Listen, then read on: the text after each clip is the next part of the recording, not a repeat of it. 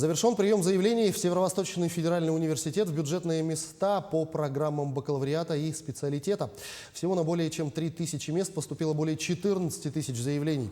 Абитуриенты больше всего подавали документы в медицинский институт. Например, по направлению стоматологии на 14 мест адресовано более 250 заявлений.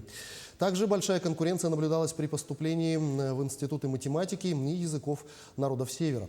Еще в этом году много документов подано на среднеспециальное образование. Таким образом, желающих стать студентами СВФУ с каждым годом растет. В том числе около 250 заявлений поступило из стран ближнего и дальнего зарубежья. Тем временем в Головном высшем учреждении республики прием документов на магистратуру, ординатуру и среднеспециальные профессии продолжается.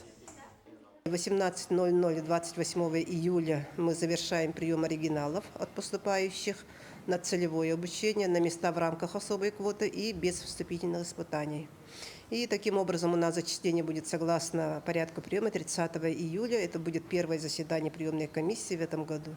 Так, и поступающие на основные конкурсные места, то есть это на общих основаниях по общему конкурсу, это они должны до 3 августа подать свои оригиналы или проставить отметку электронную в своем личном кабинете в госуслугах.